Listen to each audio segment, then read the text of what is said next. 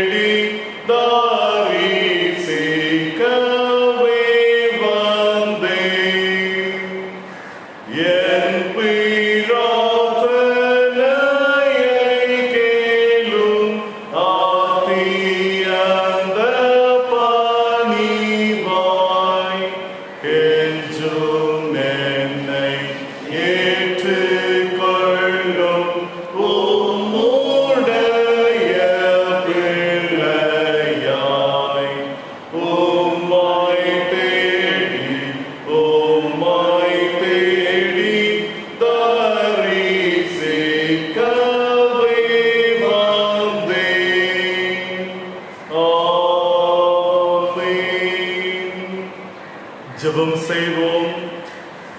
பரமண்டலங்களில் இருக்கிற எங்கள் பிதாவே, உம்முடைய நாமம் பரிசுத்தப்படுவதாக, உம்முடைய ராஜ்யம் வருவதாக, உம்முடைய சித்தம் பரமண்டலத்திலே செய்யப்படுகிறது போல பூமியிலே செய்யப்படுவதாக. அன்றன்றுள்ள எங்கள் அப்பத்தை எங்களுக்கு தாரும். எங்களுக்கு விரோதமாக குற்றம் செய்கிறவர்களுக்கு நாங்கள் மன்னிக்கிறது போல எங்கள் குற்றங்களை எங்களுக்கு மன்னியும். எங்களை சோதனைக்கு பிரவேசிக்க பண்ணாமல் தீமையிலிருந்து ரட்சித்துக் கொள்ளும். ராஜ்யம் வல்லமையும் மகிமையும் என்றென்றைக்கும் உடையவர்களே, ஆமென். ஆண்டவரே, எங்கள் உதடுகளை திறந்தருளும். தேவனே, எங்களை ரட்சிக்க விரைவாய் வாரும். ஆண்டவரே, எங்களுக்கு சகாயம் பண்ண தீவிரியும். பிதாவுக்கும் குமாரனுக்கும் பரிசுத்த ஆவிக்கும் மகிமை உண்டாவதாக. சதாகாலங்களிலும் மகிமை உண்டாவதாக. ஆமென். கர்த்தரை துதியுங்கள். கர்த்தருடைய நாமம் துதிக்கப்படுவதாக. 111ஆம் சங்கீதத்தை நாம் முறையாக வாசிப்போம். சங்கீதம் 111ஆம் சங்கீதம். சங்கீதம் 111. அல்லேலூயா. செம்மையானவர்களுடைய சங்கத்திலும் சபையிலும் கர்த்தரை முழு இருதயத்தோடும் துதிப்பேன். கர்த்தரின் செய்கைகள் பெரியவைகள், அவைகள் பிரியப்படுகிற எல்லாரும் ஆராயப்படுகிறவையுமாய் இருக்கிறது. அவருடைய செயல் மகிமையும் மகத்துவமும் உள்ளது. அவருடைய நீதி என்றென்றைக்கும் நிற்கும். அவர் தம்முடைய அதிசயமான செயல்களை நினைவு கூறும்படி செய்தார். கர்த்தர் இரக்கமும் மன உருக்கமும் உள்ளவர். தமக்கு பயந்தவர்களுக்கு ஆகாரம் கொடுத்தார். தமது உடன்படிக்கையை என்றென்றைக்கும் நினைப்பார். ஜாதிகளின் சுதந்திரத்தை தமது ஜனங்களுக்கு கொடுத்ததினால் தமது கிரியைகளின் பலத்தை அவர்களுக்கு தெரியப்படுத்தினார். அவருடைய கரத்தின் கிரியைகள் சத்தியமும் நியாயமுமானவைகள். அவருடைய கட்டளைகள் எல்லாம் உண்மையானவைகள். அவைகள் என்றென்றைக்கும் உள்ள சதா காலங்களிலும் உறுதியானவைகள். அவைகள் உண்மையும் செம்மையுமாய் செய்யப்பட்டவைகள். அவர் தமது ஜனத்திற்கு மீட்பை அனுப்பி தமது உடன்படிக்கையை நித்திய உடன்படிக்கையாக கட்டளையிட்டார். அவருடைய நாமம் பரிசுத்தமும் பயங்கரமுமானது. கர்த்தருக்கு பயப்படுதலே ஞானத்தின் ஆரம்பம். அவருடைய கற்பனைப்படி செய்கிற யாருக்கும் நற்புத்தி உண்டு. அவர் புகழ்ச்சி என்றென்றைக்கும் நிற்கும். பிதாவுக்கும் குமாரனுக்கும் பரிசுத்த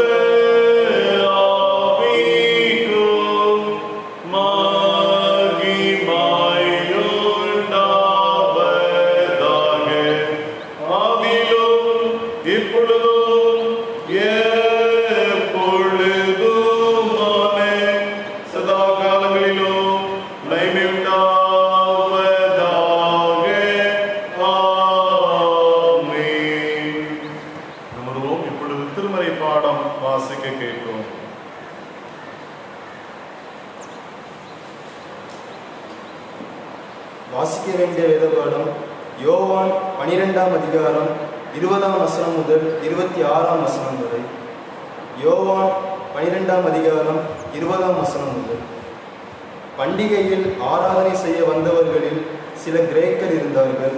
அவர்கள் கலிலேய நாட்டு பெத்சாயிதா ஊரானாகிய பிலிப்புவினிடத்தில் வந்து, ஐயா, இயேசுவை காண விரும்புகிறோம் என்று அவனை வேண்டிக் கேட்டுக்கொண்டார்கள். பிலிப்பு வந்து அதை அந்திரேயாவுக்கு அறிவித்தான். பின்பு அந்திரேயாவும் பிலிப்புவும் அதை இயேசுவுக்கு அறிவித்தார்கள். அப்பொழுது இயேசு அவர்களை நோக்கி, மனுஷகுமாரன் மகிமைப்படும்படியான வேலை வந்தது. மெய்யாகவே மெய்யாகவே நான் உங்களுக்கு சொல்லுகிறேன், கோதுமை மணியானது நிலத்தில் விழுந்து சாகாவிட்டால் தனித்திருக்கும், செத்ததே ஆகில் மிகுந்த பலனை கொடுக்கும். தன் ஜீவனை சிநேகிக்கிறவன் அதை இழந்து போவான். இந்த உலகத்தில் தன் ஜீவனை வெறுக்கிறவனோ அவன் அதை நித்திய ஜீவகாலமாய் காத்து கொள்ளுவான். ஒருவன் எனக்கு ஊழியம் செய்கிறவன் ஆனால் என்னை பின்பற்ற கடவன். நான் எங்கே இருக்கிறேனோ அங்கே என் ஊழியக்காரனும் இருப்பான். ஒருவன் எனக்கு ஊழியம் செய்தால் அவனை பிதாவானவர் கனம் பண்ணுவார். வாசிக்க எதிர்பார்க்கும் மாஸ்டர்.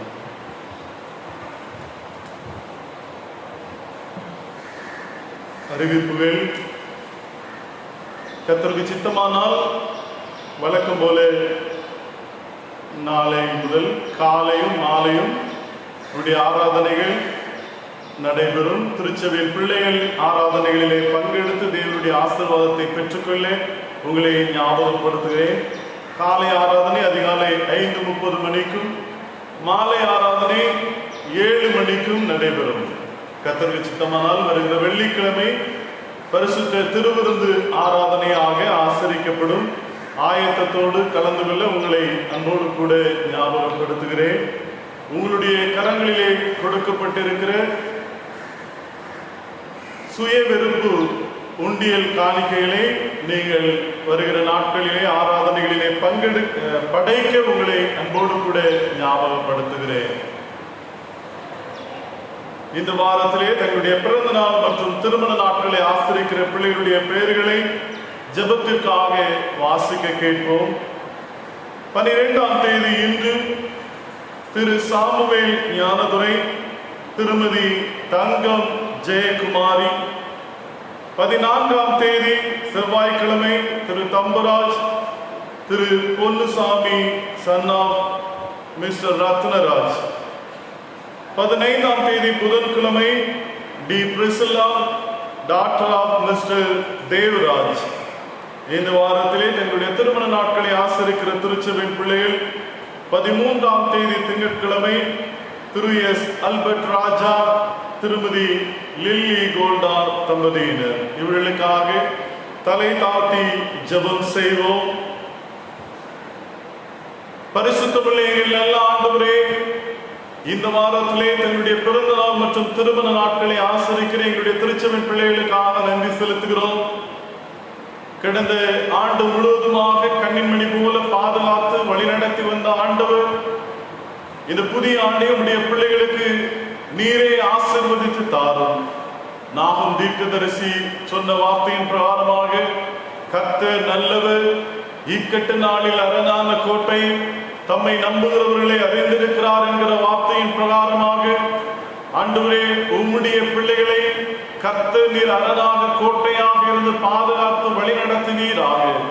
ஆண்டவரே, இந்த புதிய ஆண்டிலும் எதிர்பார்த்திருக்கிற ஆசீர்வாதங்களை பரிபூர்ணமாக உடைய பிள்ளைகள் பெற்றுக்கொள்ள நீர் கிருபை தாரும். புதிய திருமண ஆண்டை ஆசரிக்கிற பிள்ளைகளுடைய வாழ்க்கையிலும் கர்த்தர் நீர் கிருபைகளை ஆசீர்வாதங்களை தாரும். குடும்ப வாழ்க்கையில் எதிர்பார்த்திருக்கிற எல்லா ஆசீர்வாதங்களையும் பெற்றுக்கொள்ள கிருபை செய்வீராக. உம்முடைய வல்லக்கரம் உம்முடைய பிள்ளைகளோடு கூட இருந்து தொடர்ந்து ஆசீர்வதித்து வழி நடத்தட்டும். நீரே காத்துக்கொள்ளும் வழி நடத்தும் ஆசீர்வதியும். இயேசு கிறிஸ்துவின் நாமத்தில் வேண்டிக் கொள்கிறோம் எங்கள் நல்ல பிதாவே, ஆமென். கர்த்தாவே, யுக யுகமாய் எம் துணையாயினீ, நீரினும் வரும் காலமாய் எம் நம்பிக்கையாவே.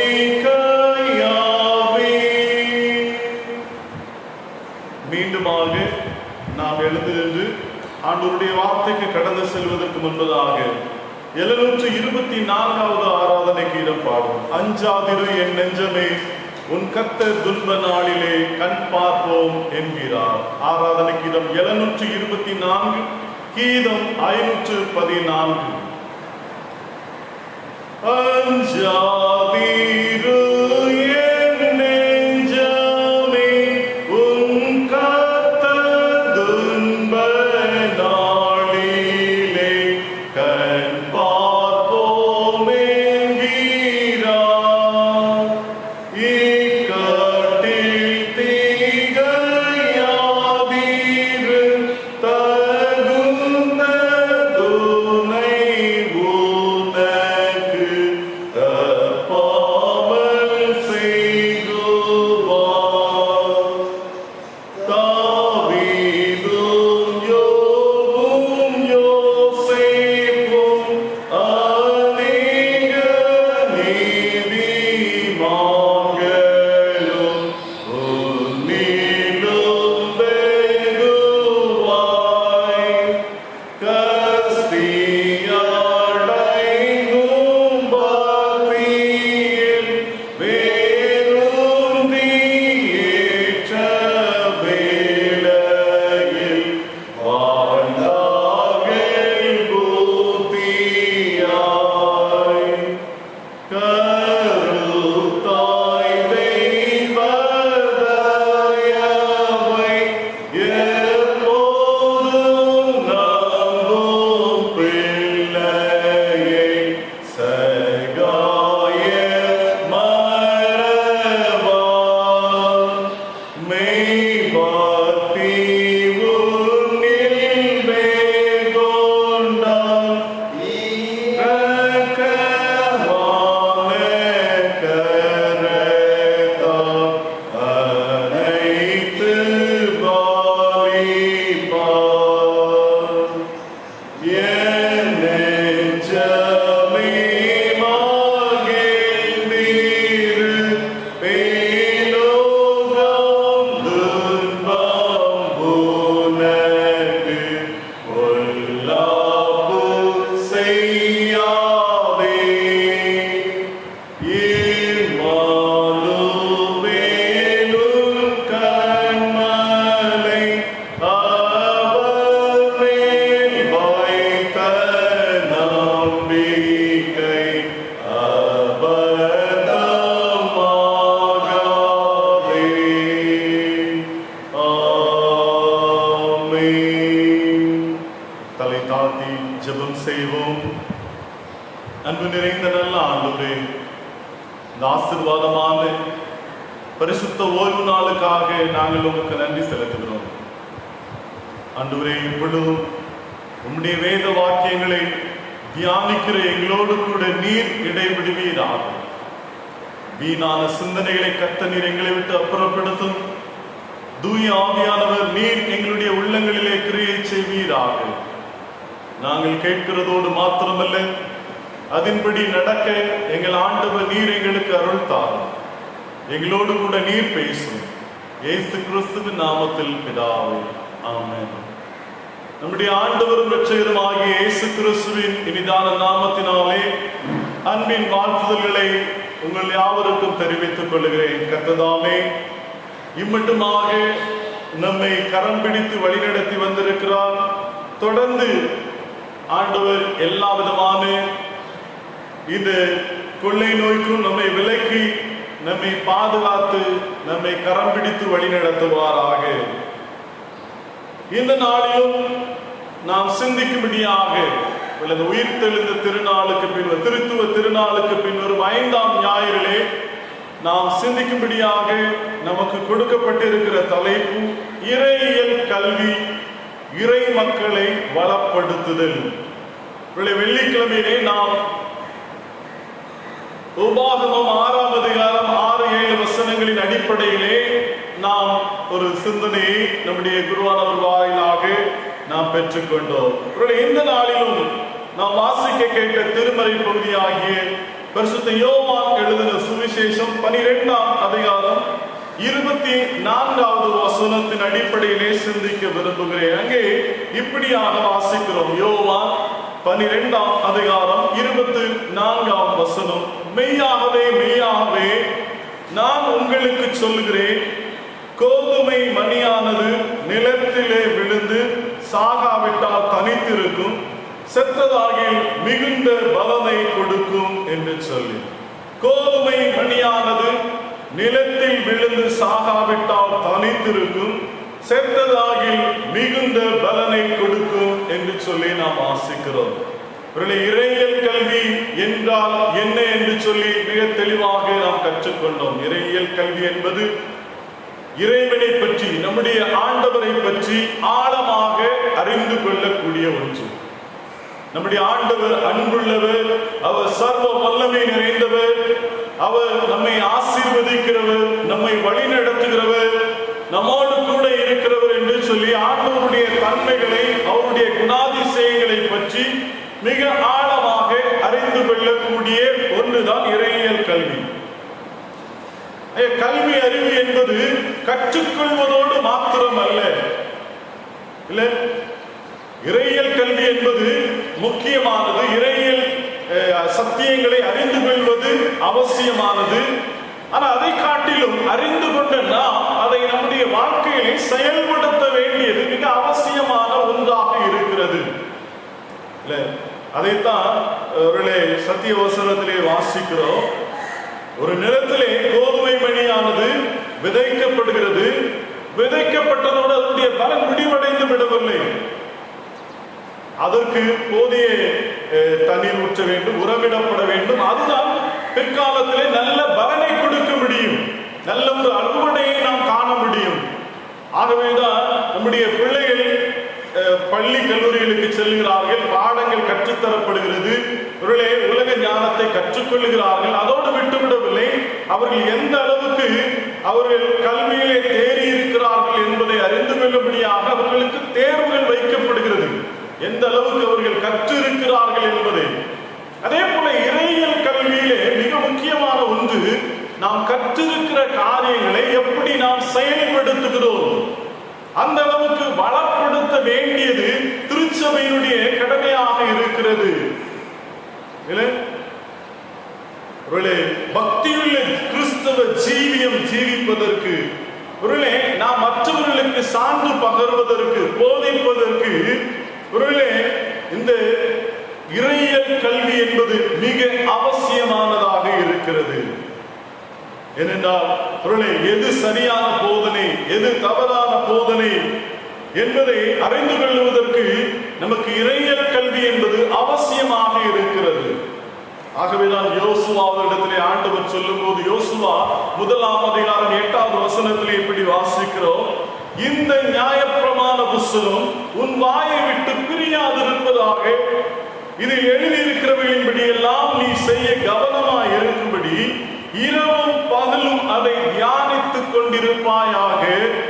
அப்பொழுது நீ உன் வழியை வாய்க்க பண்ணுவாய், அப்பொழுது புத்திமானாயும் நடந்து கொள்ளுவாய் என்று சொல்லி ஆண்டவர் யோசுவாவுக்கு இப்படியாக கட்டளை கொடுக்கிறார்.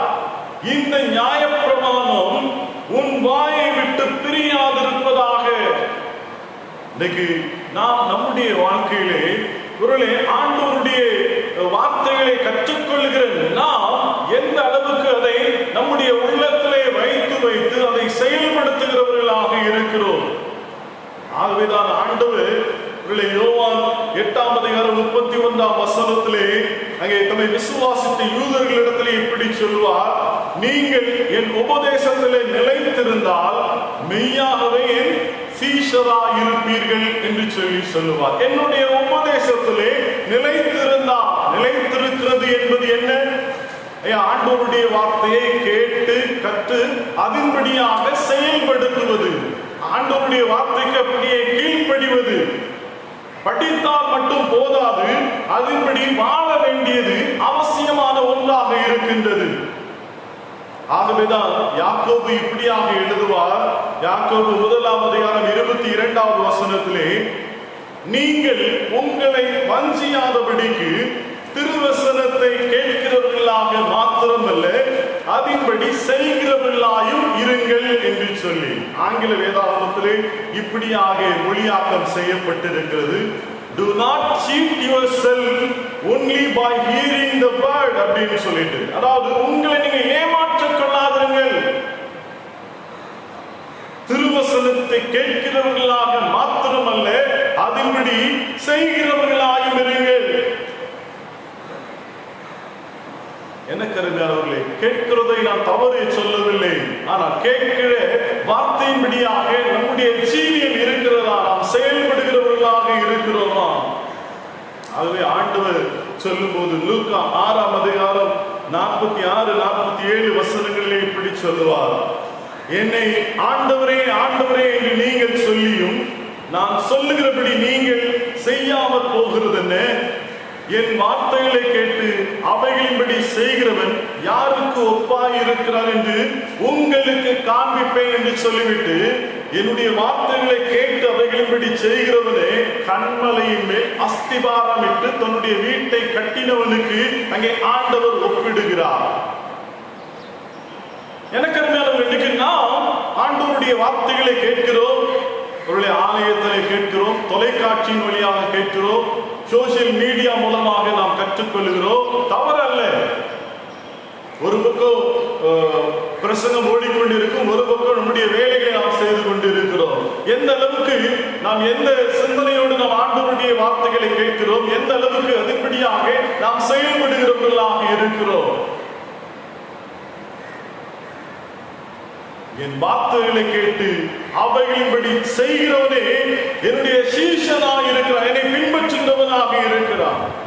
சிலர் சொல்ல கேட்டிருக்கிறேன், ஆண்டவருடைய போதனைகளை அனைத்தையும் கை கொள்வது என்பது கடினமான ஒன்று என்று சொல்லி. இல்ல, சாது சுந்தர் சிங் ஐயா இப்படி சொல்லுவார்களாம், ஆண்டவருடைய போதனைகளை கை கொள்வது என்பது ஒரு ஏணிப்படியிலே ஏறுவது போன்றது. முதல் படி, இரண்டாவது படி, மூன்றாவது என்று சொல்லி படிப்படியாக நாம் அதை கை கொள்ளுகிறவர்களாக, முதல் படி எடுத்து வைத்த மாத்திரத்திலே இறுதிப்படிக்கு செல்ல வேண்டும் என்று சொல்லி நாம் பிரயாசப்பட்டால் நாம் விழுந்து விடுகிறவர்களாக இருக்கிறோம். அநேகர் அப்படிதான் பிரயாசப்படுகிறார்கள். ஏதோ ஒன்று இருந்தால் ஏதோ அண்ட சராசரங்களையும் அவருடைய கரங்களிலே கொடுக்கப்பட்டதை போல இன்றைக்கு மாறிவிடுகிற காலத்திலே நாம் இருக்கிறோம். எனக்கு அருமையானவர்களே, இன்றைக்கு நாம் இறையியல் கல்வியிலே பலப்படுத்தப்பட்டவர்களாக இருக்கிறோமா? எந்த அளவுக்கு ஆண்டவரை குறித்து தெளிவாக இல்லை என்றால் ஆழமாக கற்றறிந்திருக்கிறோம்? கற்றறிந்திருக்கிற காரியங்களை நாம் மற்றவர்களுக்கு போதிக்கத்தக்கதாக, சாட்சியுள்ள ஜீவியம் ஜீவிக்கத்தக்கதாக இன்றைக்கு நம்முடைய வாழ்க்கையிலே நாம் பலப்படுத்தப்பட்டிருக்கிறோமா என்பதை நாம் சிந்தித்து பார்க்க நாம் அழைக்கப்பட்டிருக்கிறோம். வேதாகமத்திலே 3 விதமான மனிதர்களை குறித்து நான் சிந்திக்க விரும்புகிறேன். ஆண்டவர் எப்படியாக அவர்களை வளப்படுத்தினார் வேதத்தின் வாயிலாக நாம் கற்றுக்கொள்ள இருக்கிறோம். முதலாவது, உங்களுடைய வேதாகமத்தை பழைய ஏற்பாட்டு பகுதிக்கு திருப்பிக் கொள்ளுங்கள். யாத்திராகமத்தின் புத்தகம் 3ஆம் அதிகாரம் முதல் 12 வசனங்கள் இன்றைக்கு சிந்தனைக்காக கொடுக்கப்பட்டிருக்கிறது. அங்கே ஆண்டவர் மோசேயை வளப்படுத்துகிறதை குறித்து நாம் வாசிக்கிறோம். யாத்திராகமம் 3ஆம் அதிகாரத்திலே 14வது வசனம் இப்படி சொல்கிறது, அதற்கு தேவன் இருக்கிறவராகவே இருக்கிறேன் என்று மோசேயோடு சொல்லி, இருக்கிறேன் என்பவர் என்னை உங்களிடத்திற்கு அனுப்பினார் என்று இஸ்ரவேல் புத்திரரோடே சொல்வாயாக என்று சொல்லி அங்கே வாசிக்கிறோம். ஆண்டவர் தம்மை யார் என்பதை இங்கே மோசேக்கு தெளிவாக அங்கே விளக்கி காண்பிப்பதை குறித்து நாம் பார்க்கிறோம். ஆண்டவரே, ஒருவேளை என்னை ஜனங்கள் நீ உன்னை யாருக்கு அனுப்பினா கேட்டால் நான் யார் என்று சொல்லுவேன் அப்படின்னு சொல்லி கேட்கும் போது ஆண்டவர் சொல்லுகிறார், இருக்கிறவராகவே இருக்கிறேன் என்பவர் என்னை இங்கே அனுப்பினார் என்று சொல்லு. அதோடு மாத்திரமல்ல, ஆண்டவருடைய வார்த்தைகளை மோசே அவருடைய உள்ளத்திலே வைத்து அதை ஜனங்களுக்கும் பின்வருகிற சந்ததிக்கும் அவன் விவரிப்பதற்காக ஆண்டவர் ஒரு பெரிய போதனையை அவனுக்கு கொடுக்கிறார். ஆண்டவர் தம்முடைய வார்த்தைகளை இங்கே மோசேக்கு மிக தெளிவாக தம்முடைய திட்டங்களை இங்கே தெளிவுபடுத்துகிறார். அவனை ஆயத்தப்படுத்துகிறார். ஒரு பெரிய பணிக்கென்று மோசேயை ஆயத்தப்படுத்துகிறார். இது ஒரு சாதாரணமான பணி அல்ல. திரளான மக்கள் கூட்டத்தை அடிமைத்தனத்தில் இன்று ஒருவேளை விடுதலை வாழ்விற்கு என்று வழிநடத்துகிற ஒரு பணி. எனக்கு அருமையானவர்களே, ஒருவேளை இது மோசேக்கு மாத்திரமல்ல, நமக்கும் தரப்பட்டிருக்கிற ஒரு பணி. நம்முடைய தேசத்திலே 130 கோடிக்கும் மேற்பட்ட மக்கள் இருக்கிறார்கள். அவருடைய கிறிஸ்தவர்களுடைய எண்ணிக்கை என்று சொல்லி பார்க்கும்போது அரசாங்கத்தின் மூலமாக சொல்லப்படுகிற மக்கள் தொகையானது 3.5% மாத்திரமே. இப்போ கோடிக்கணக்கான இந்த மக்களை அடிமைத்தன வாழ்விலிருந்து விடுதலை வாழ்விற்கு அழைத்து செல்வதற்கு ஆண்டவர் உங்களையும் என்னையும் எதிர்பார்க்கிறார். ஆண்டவரை குறித்து சொல்லுவதற்கு இன்றைக்கு ஆண்டவர் உங்களையும் என்னையும் ஆயத்தப்படுத்துகின்ற ஆண்டவராக இருக்கிறார்.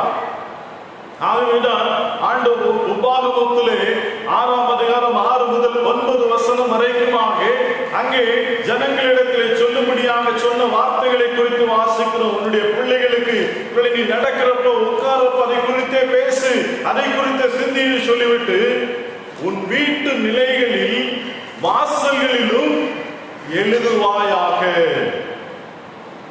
உன்னுடைய வீட்டு நிலைகளிலும் வாசல்களிலும் ஆண்டவருடைய வார்த்தை இருக்கின்றதா? எதற்கு? வருகிறவர்கள் போகிறவர்கள் வீட்டிலே இருக்கிறவர்கள் ஒவ்வொரு நேரமும் ஆண்டவருடைய வார்த்தையை வாசிப்பதற்கு, அதை குறித்து சிந்திப்பதற்கு. இன்னைக்கு நம்முடைய வீடுகளிலே இருக்கிறது. ஆனா எத்தனை பேர் அதை போகும்போதும் வரும்போதும் வாசிக்கிறவர்களாக இருக்கிறோம், அதன்படியாக நாம் நடக்கிறவர்களாக இருக்கிறோம். நான் தவறு சொல்லவில்லை உங்களை. ஆனால் நம்மிடத்திலே நம்முடைய வீடுகளிலே மாற்றப்பட்டிருக்கிற வேத வாக்கியங்களை எத்தனை வாக்கியங்கள் நமக்கு தெரியும், நாம் நன்கு அறிந்திருக்கிறவர்களாக இருக்கிறோம். ஏதோ மற்றவர்களுக்காக மாட்டி வைத்ததை போல நாம் மாட்டி வைத்திருக்கிறோமா? இங்கே இஸ்ரவேல் ஜனங்களுடைய வீடுகளிலே, நிலைகளிலே, வாசல்களிலே ஆண்டவருடைய வாக்கியங்கள், ஆண்டவருடைய அற்புதங்கள் அங்கே பொறிக்கப்பட்டிருந்ததாக நாம் வாசிக்கிறோம். ஏனென்றால் கர்த்தர் எவ்விதமாக எங்களை வழிநடத்தினார், எவ்விதமாக எங்களை அடிமை வாழ்விலிருந்து கானானுக்கு எங்களை அழைத்து வந்தார் என்பதை அவர்கள் பறைசாற்றும் வண்ணமாக வருகிற சந்ததியும் அறிந்து கொள்ளும்படியாக இவைகளை எழுதி வைத்திருந்தார்கள். ஆக இஸ்ரவேல் ஜனங்களுடைய வாழ்க்கை கடவுளுடைய வார்த்தையை மையமாக கொண்டதாக இருந்தது.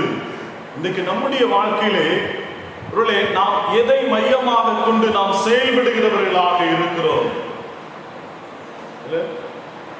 இன்னைக்கு அநேகருடைய வாழ்க்கை தொலைக்காட்சியை, நம்முடைய கைகளில் இருக்கிற கரங்களில் இருக்கிற அலைபேசியை, இல்லைன்னா அநேகருடைய வாழ்க்கை தொலைக்காட்சியில் வருகிற சீரியலை மையப்படுத்தி இன்னும் பலவிதமான காரியங்கள் நம்முடைய வாழ்க்கையை மையமாக கொண்டு செயல்படுகிறதாக இருக்கிறது.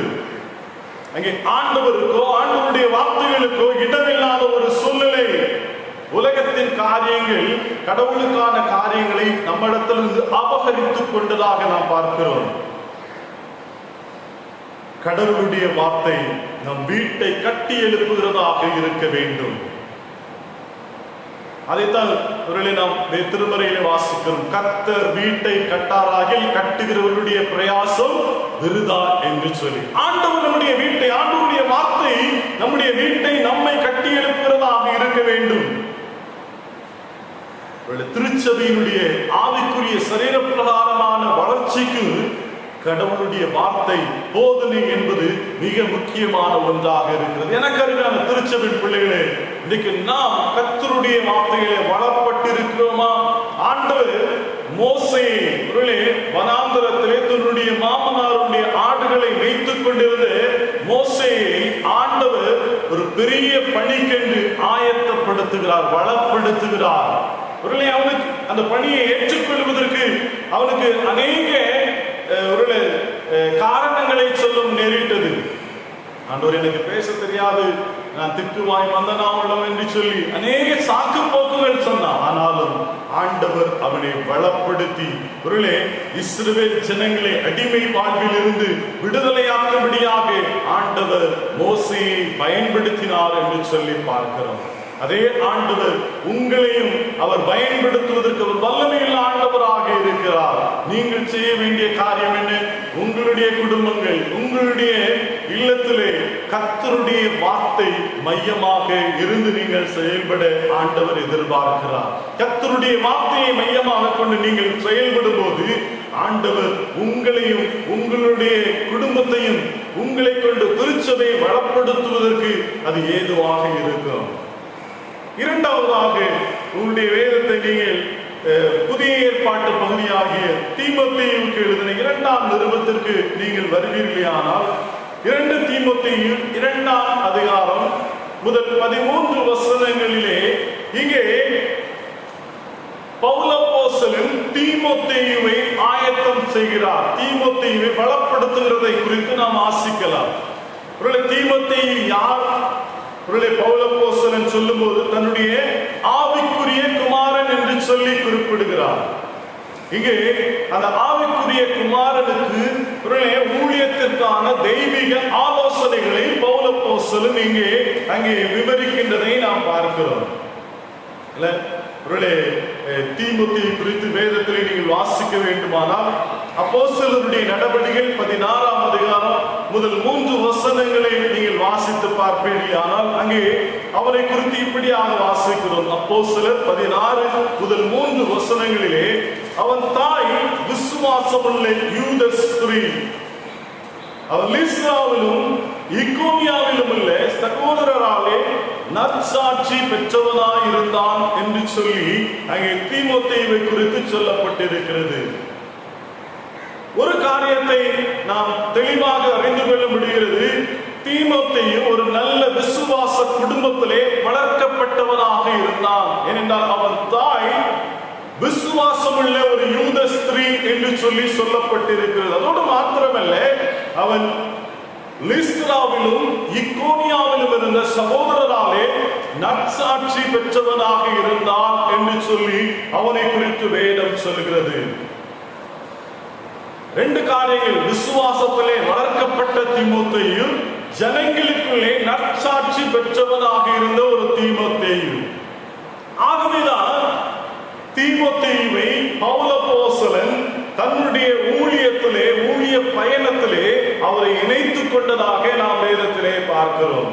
அதோடு கூட அவரை குறித்து வேதத்திலே வாசிக்கிறோம். பிலிப்பியர் 2ஆம் அதிகாரம் 22வது வசனத்திலே தகப்பனுக்கு பிள்ளை ஊழியம் செய்வது போல அவர் என்னுடனே கூட சுவிசேஷத்தின் நிமித்தம் ஊழியம் செய்தான் என்று அவன் உத்தம குணத்தை அறிந்திருக்கிறீர்களே என்று சொல்லி வாசிக்கிறோம். ஒரு தகப்பனுக்கு மகன் எந்த அளவுக்கு கீழ்ப்படிந்திருப்பானோ அதே போல பவுல் அப்போஸ்தலனுக்கு தீமோத்தேயு கீழ்ப்படிந்தவராகி ஊழிய வாஞ்சை மிக்க தீமோத்தேயு பவுல் அப்போஸ்தலனோடு இணைந்து செயல்பட்டார் என்று சொல்லி அங்கே வாசிக்கிறோம். எனக்கு அருமையானவர்களே, கிறிஸ்தவ குடும்பத்திலே விசுவாசத்திலே வளர்க்கப்பட்டிருந்தாலும், நற்சாட்சி பெற்றிருந்தாலும், ஊழியத்திலேயும் ஒருவேளை தன்னை முற்றிலுமாக தாழ்த்தி ஒரு தகப்பனுக்கு மகன் எந்த அளவுக்கு அடங்கியிருந்து செயல்படுவாரோ அதே போல பவுலப்போஸ்தலருக்கு அடங்கியிருந்து ஊழியத்தை நிறைவேற்றின ஒரு மனிதன் என்று சொல்லி நாம் பார்க்கிறோம்.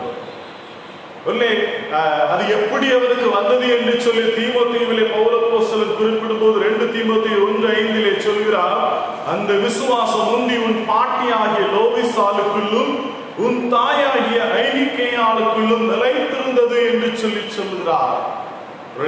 தலைமுறை தலைமுறையாக அவருடைய பாட்டியின் இடத்திலிருந்து அவருடைய தாயாருக்கு அடுத்தபடியாக தீமோத்தேயு என்று சொல்லி பாரம்பரியமாக கிறிஸ்துவ விசுவாசத்திலே வளர்க்கப்பட்ட ஒரு அனுபவம் இடத்திலே காணப்பட்டது. அதான் நம்ம ஊர்ல சொல்லுவாங்க, பேச்சு வழக்கிலே பூவோடு சேர்ந்த நாரும் மனம் பெறும் அப்படின்னு சொல்லிட்டு. இன்னைக்கு நாம் யாரோடு கூட நம்முடைய ஐக்கியத்தை உடையவர்களாக இருக்கிறோம்? நம்முடைய பிள்ளைகளுக்கு நாம் எப்படிப்பட்ட காரியங்களை நாம் கற்றுக் கொடுக்கிறோம்? நம்முடைய பிள்ளைகளை ஆலயத்திற்கு செல் என்று சொல்லுவதற்கு முன்பதாக நாம் ஆலயத்திற்கு செல்ல வேண்டும். நம்முடைய பிள்ளைகளை ஜெபம் செய்ய என்று சொல்வதற்கு முன்பதாக நாம் ஜெபம் செய்ய வேண்டும். நாம் அவர்களுக்கு முன்மாதிரியாக திகழ வேண்டும். நாமே செய்யாத காரியங்களை நம்முடைய பிள்ளைகள் செய்ய வேண்டும் என்று சொல்லி எதிர்பார்க்க முடியாது.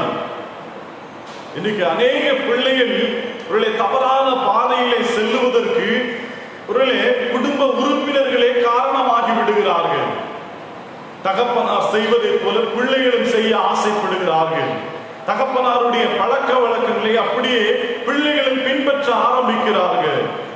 ஆனா எனக்கு இங்க தீமோத்தேயு குறித்து நாம் வாசிக்கும் போது அவருடைய பாட்டி லோவிசாளுக்குள்ளே இருந்த விசுவாசம், அவருடைய தாயார் ஐனிக்கேயாளுக்குள்ளும் நிலைத்திருந்தது. அந்த விசுவாச வாழ்க்கை தீமோத்தேயு இடத்திலும் காணப்பட்டது.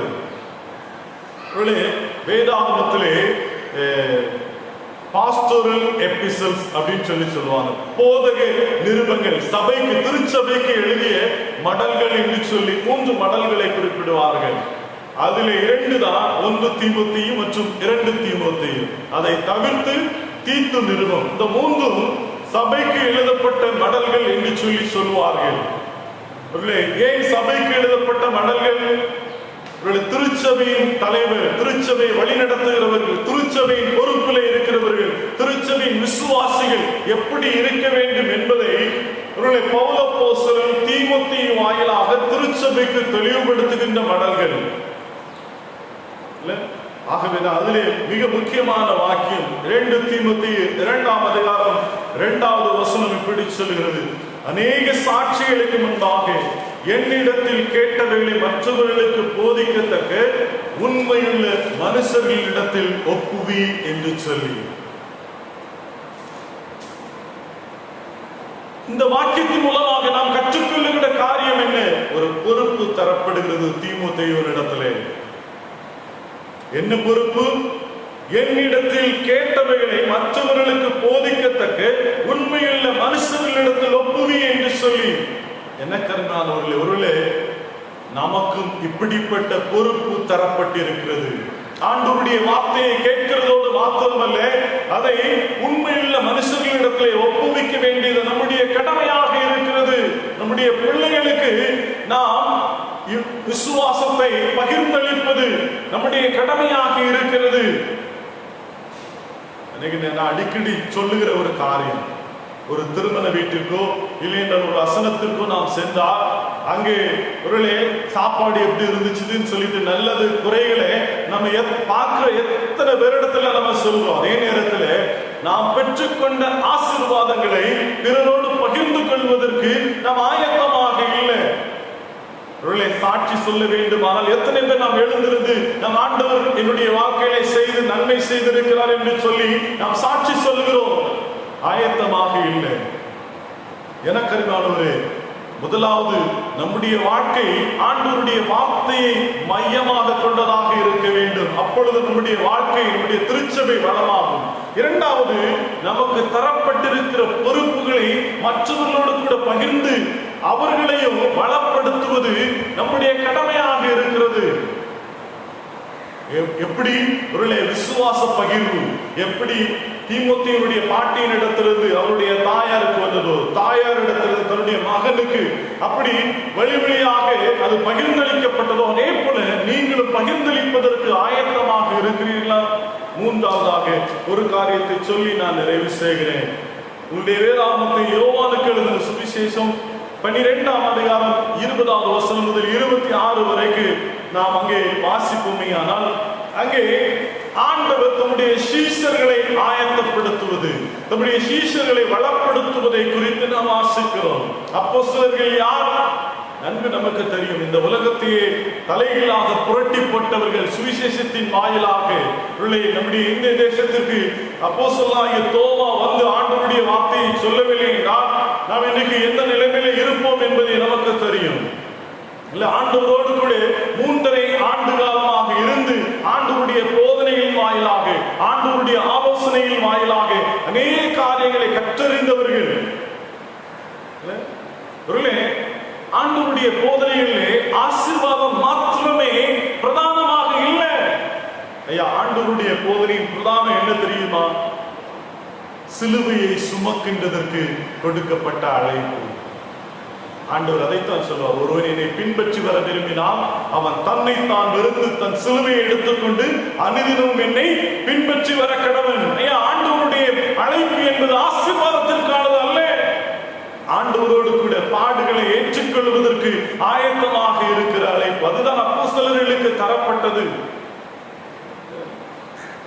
அதைத்தான் நாம் இந்த நாளின் சத்திய வசனத்திலே வாசித்தோம். கோதுமை மணியானது மடிவதற்கு நிலத்திலே விரைந்து செத்ததாகில் அது மிகுந்த பலனை கொடுக்கும் என்று சொல்லி வாசிக்கிறோம். இன்னைக்கு நீங்களும் நானும் அழைக்கப்பட்டதற்கு நோக்கம் அதுதான். ஆண்டவருக்காக பலன் கொடுப்பதற்கு, ஆண்டவருக்காக நிந்தைகளை, அவமானங்களை, உபத்திரவங்களை ஏற்றுக்கொள்வதற்கு ஆண்டவர் நம்மை அழைத்திருக்கிறார். அவர் என்னை குறித்து என்ன நினைப்பார், ஏனென்றால் அவர் என்னை குறித்து என்ன சொல்லிவிடுவார் என்று சொல்லி நாம் நினைத்துக் கொண்டே இருப்போமே. ஆனால் ஆத்மா ஒன்றும் ரட்சியாமல் வெறுங்கையோட ஆண்டவா, வெறுங்கையனாக உண்மை கண்டுகொள்ளலாகுமோ என்று சொல்லி பரிதபிக்கப்பட்ட நிலைமைக்குள்ளாக நாம் தள்ளப்படுவோம். பிரியமானவர்களே, இன்றைக்கு திருச்சபை ஆண்டவருக்காக வைராக்கியமாக செயல்படுவதற்கு ஆண்டவர் எதிர்பார்க்கிறார். அதைத்தான் பவுலப்போஸ்தலன் இப்படி சொல்லுவார். எபேசியருக்கு எழுதின நிருபம் 4ஆம் அதிகாரம் 12, 13, 14, 15 வசனங்களை நீங்கள் வாசித்து பார்ப்பீர்களானால், கிறிஸ்துவின் சரீரமாகிய சபையானது பக்தி விருத்தி அடைவதற்காகவும் அவர் சிலரை அப்போஸ்தலராகவும், சிலரை தீர்க்கதரிசிகளாகவும், சிலரை சுவிசேஷகர்களாகவும், சிலரை மேய்ப்பர்களாகவும், போதகர்களாகவும் ஏற்படுத்தினார். 15வது வசனம் இப்படி சொல்கிறது, அன்புடன் சத்தியத்தை கைக்கொண்டு தலையாகிய கிறிஸ்துவுக்குள் எல்லாவற்றிலையும் நாம் வளர்கிறவர்களாய் இருக்கும்படி அப்படி செய்தார் என்று சொல்லி நாம் வாசிக்கிறோம். ஐயா, ஆண்டவருக்குள்ள கிறிஸ்துவாகிய தலையாகிய அவருக்குள்ளாக சரீரமாகிய திருச்சபை வளரும்படியாக அப்படி செய்திருக்கிறார். ஆண்டவர் திருச்சபையின் வளர்ச்சிக்கு என்று பற்பல ஊழியங்களை தந்திருக்கிறார். நம்முடைய திருச்சபையிலே நாம் வைத்திருக்கிறதை போல சிறு பிள்ளைகளுக்கு என்று ஞாயிறு பாடசாலை ஊழியம், வாலிப பிள்ளைகளுக்கு என்று வாலிபர் ஐக்கிய கூடுகைகள், பெரியவர்களுக்கு என்று பெண்கள் ஐக்கிய சங்கம், ஆண்கள் ஐக்கிய சங்கம் என்று சொல்லி இது ஏதோ கடமைக்காக நாம் ஆசிரிக்கின்ற ஒன்று அல்ல. ஒவ்வொரு பிரிவினரும், ஒவ்வொரு தரப்பட்ட மக்களும் ஆண்டவருடைய வார்த்தையிலே அவர்கள் போதிக்கப்பட வேண்டும், அவர்களை வளப்படுத்த வேண்டும் என்பதுதான் திருச்சபையினுடைய பிரதானமான நோக்கமாக இருக்கிறது. ஆனா எத்தனை பேர் நாம் அதிலே ஈடுபாடோடு நாம் பங்கெடுக்கிறவர்களாக இருக்கிறோம்? அனைவரும் ஆண்டவருடைய போதனையிலே, ஆண்டவருடைய வார்த்தையிலே வளர வேண்டும் என்பதுதான் பிரதானமான நோக்கமாக இருக்கிறது. எனக்கு அருமையானவர்களே, அதைத்தான் ஆண்டவர் தம்முடைய சீஷர்களிடத்தில் எதிர்பார்த்தார். ஆண்டவர் சீஷர்களை வளப்படுத்தினது நோக்கம் என்ன? தம்முடைய ஜீவனையும் பொருட்படுத்தாது அழிவின் பாதையிலே சென்று கொண்டிருக்கிற ஜனங்களுக்காக ஆண்டவருடைய செய்தி, ஆண்டவருடைய வார்த்தையை கொண்டு செல்ல வேண்டும் என்பதுதான் சீஷர்களிடத்திலே, அப்போஸ்தலரிடத்திலே எதிர்பார்க்கப்பட்ட பொறுப்பாக இருக்கிறது. எனக்கு அருமையானவர்களே, இன்றைக்கு நம்முடைய வாழ்க்கை எப்படி இருக்கிறது? ஆண்டவர் நம்மிடத்திலும் சில பொறுப்புகளை தந்திருக்கிறார். ஆண்டவர் நம்மிடத்திலும் சில தாளந்துகளை, திறமைகளை தந்திருக்கிறார். நாமும் ஆண்டவருடைய சீஷர்களாக, ஆண்டவருடைய பிள்ளைகளாக இருக்கிறோம். இன்றைக்கு நம் மூலமாக எத்தனை பேரை நாம் ஆண்டவர் இன்றைக்கு வழிநடத்தி இருக்கிறோம், நாம் எத்தனை பேரை வளப்படுத்தி இருக்கிறோம், சிந்தித்து பார்ப்போம். இறையியல் கல்வி என்பது பிறரை வளப்படுத்துகின்றதாக இருக்க வேண்டும். திருச்சபையின் பிள்ளைகளை, நம்முடைய குடும்பத்தின் பிள்ளைகளை, அதோடு மாத்திரமல்ல ஆண்டவரை அறியாத பிள்ளைகளையும் வளப்படுத்துகிறதாக இருக்க வேண்டும். இதுக்கு அதைத்தான் ஆண்டவர் நம்மிடத்தில் எதிர்பார்க்கிறார். இதுவரைக்கும் நாம் இதை குறித்ததான தெளிவில்லாதபடிக்கு செயல்படாத நிலைமையில இருந்திருப்போம். யார் இந்த நாளிலும் ஆண்டவருடைய திருச்சமூகத்திலே நம்மை அர்ப்பணிப்போம். ஆண்டவரே, என்னையும் என்னுடைய திருச்சபையையும் ஒரு வளப்படுத்துகிற திருச்சபையாக மாற்றும். எங்கள் மூலமாக அநேகர் உன்னை கண்டுகொள்ள கிருபை தாரும் என்று சொல்லி நம்மை அர்ப்பணிப்போம். கர்த்தர் நம்மை ஆசீர்வதிப்பார். ஆமென். நாம் எழுந்து நின்று நம்முடைய ஆராதனை கீதங்களிலே 4வது பாடலை பாடும். சீர்திரியே கவஸ்தே நமோ நமோ, நீ திருவடிக்கே நமஸ்தே நமோ நமோ என்ற பாடலை பாடும். ஆராதனை கீதம் 4 கீதம் 12. சீர்திரியே கவஸ்தே நமோ நமோ, நீ திருவடிக்கு நமஸ்தே நமோ நமோ. பார்ப்படை தாழும் பரமச பிரசாத, பார்ப்படை தாழும் பரமச பிரசாத, நாரூரும் தூய வேதா நமோ நமோ நமோ. சீர்திரி ஏகவஸ்தே நமோ நமோ, நீ திருவடிக்கு நமஸ்தே நமோ நமோ. தந்தை பராபரனே நமோ நமோ, எம்மை தாங்கி ஆதரிப்போனே நமோ நமோ. சொந்த குமாரன் தந்தாய் சொல்லரும் நலமிதாய், சொந்த குமாரன் தந்தாய் சொல்லரும் நலமிதாய், எந்த வீப்போக்குமெந்தாய் நமோ நமோ நமோ. சீர்திரி ஏகவஸ்தே நமோ நமோ, நீ திருவடிக்கு நமஸ்தே நமோ நமோ. பரிசுத்த ஆவிதேவா நமோ நமோ, திடபலமளித்தமை காவா நமோ நமோ. கரிசித்து தான புத்தி கவனற்ற மனசுத்தி, கரிசித்து தான புத்தி கவனற்ற மனசுத்தி, திருமொழி பற்றும் பக்தி நமோ நமோ நமோ. சீர்திரி ஏகவஸ்தே நமோ நமோ, நீ திருவடிக்கு நமஸ்தே நமோ நமோ. ஜெபம் செய்வோம். எங்களை நேசிக்கிற நல்ல ஆண்டவரே, இந்த ஆசீர்வாதமான ஓய்வு நாளுக்காக மீண்டுமாக உமக்கு நாங்கள் நன்றி செலுத்துகிறோம். ஆண்டவரே, இந்த ஆராதனை வேளையில் இணையத்தின் மூலமாக எங்களோடு கூட இணைந்திருக்கிறபடிய பிள்ளைகளை உம்முடைய திருக்கரத்திலே தந்து நாங்கள் செபிக்கிறோம். ஆண்டவரே, இந்த முழு ஊரடங்கு நாளிலும் சற்று நேரமாக உம்முடைய சமூகத்திலே காத்திருக்கும்படியான சலாக்கியத்தை ஆண்டவனை தந்தி நன்றி செலுத்துகிறோம். எத்தனையோ பேர் இந்த வேளையை வீணாக செலவழித்துக் கொண்டிருக்கும் போது எங்கள் ஆண்டவர் நீர் எங்களுக்கு தந்திருக்கிற இந்த பாக்கியத்திற்காக நாங்கள் உமக்கு நன்றி செலுத்துகிறோம்.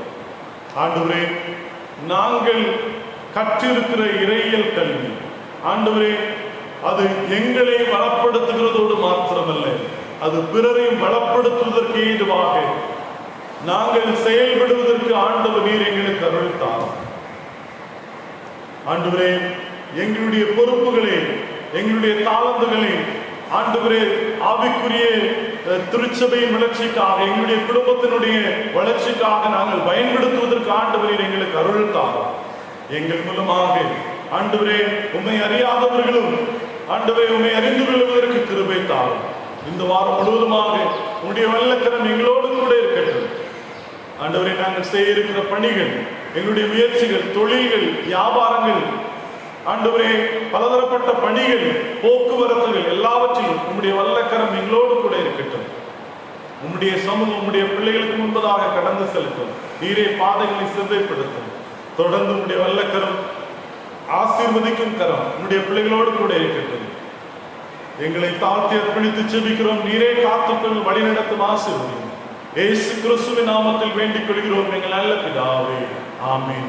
நம்முடைய கர்த்தராகிய இயேசு கிறிஸ்துவின் கிருபையும் பிதாவாகிய தேவனுடைய அன்பும் பரிசுத்த ஆவியானுடைய ஐக்கியமும் சமாதானம் ஆசீர்வாதம் நம் அனைவரோடு கூட எப்போதைக்கும் இருப்பதாக, ஆமென். பரமண்டலத்திலுள்ள வானோ நீங்கள் பக்தியாய் இந்த பூமி எங்குமுள்ள மன்னோ நீங்கள் களிப்பாய் துதியுங்கள் துதியுங்கள் பிதா சுதன் ஆவியை துதியுங்கள் துதியுங்கள் பிதா சுதன் ஆவியை. ஆமென். கர்த்தர் உங்களோடு இருப்பாராக. தெய்வ சமாதானத்தோடு போய் வர கடவோம். கர்த்தருடைய நாமத்தினாலே ஆமென்.